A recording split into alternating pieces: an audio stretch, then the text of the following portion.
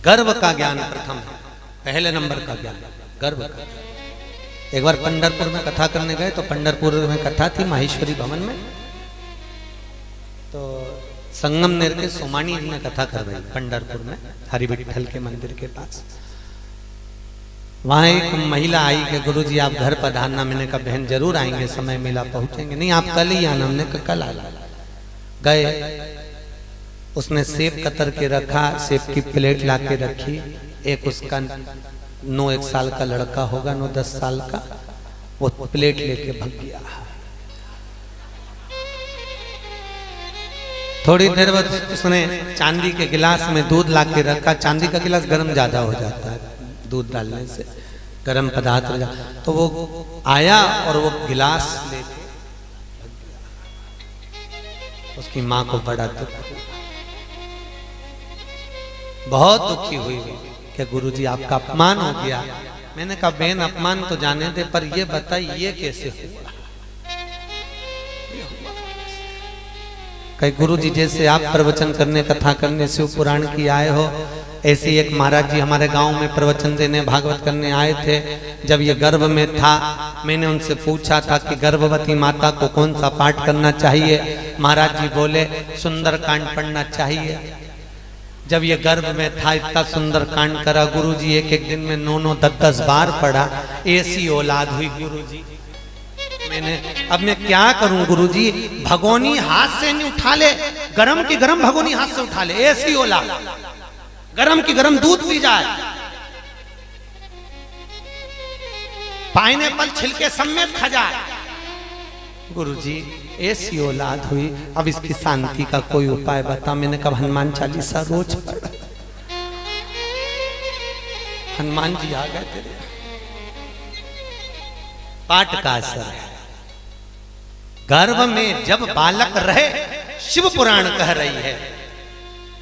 वेद व्यास जी ने शिव महापुराण का मूल तत्व में प्रहलाद चरित्र को वर्णित करते हुए लिखा अंधकासुर की कथा के बाद कि गर्भवती नारी को भगवान का भजन नित्य करना चाहिए।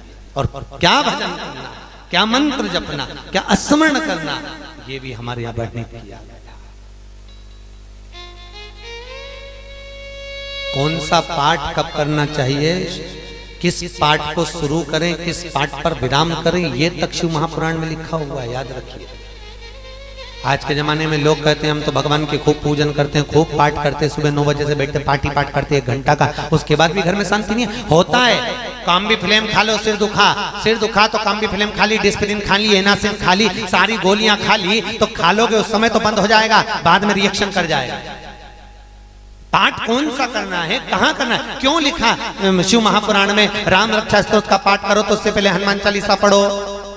शिव तांडव करना है तो शिव स्तोत्र ना करिए। एक एक पाठ की गरिमा बताई गई कि कौन सा पाठ किस समय पर कौन से क्रम में कब करना चाहिए।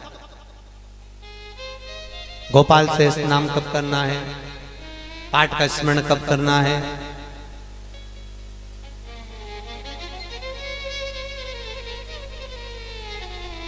गुरु मंत्र की माला कब लेना चाहिए, पहले ले ली तो उसका कोई लाभ नहीं, इसलिए माला आखिरी में आती है। इसलिए आज भी सुमरी, आप लोग देखे सुमरी को माला जपते हो, सब जपते हो, तो सिमरनी आती है बीच में। सुमरी सिमरनी क्या बोलते हैं उसको आप लोगों की भाषा में जो भी बोलते हो। तो उस माला को डायरेक्ट नहीं जपा जाता है, जहां सुमरू आता है, जहां सुमरनी आती है, वहां से उस माला को बदल लिया जाए, माला वापिस चेंज। क्या है वो सुमरनी, क्या है वो सुमरनी जहां माला को बदला जाए? किस लिए बदलते हैं उस स्थान पर, उसी जगह पर आकर बदलने का सार तत्व क्या है?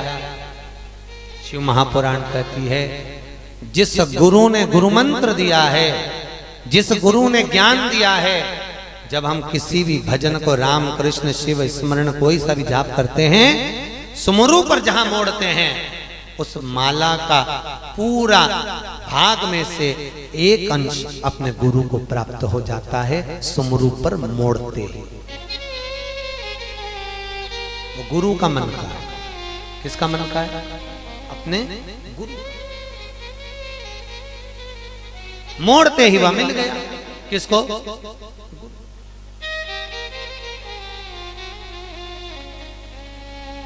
अब लोग इतने चतुर हो गए कि आजकल गुरु को देना नहीं चाहते, इसलिए वो माला को छोड़ के बटना लिया है।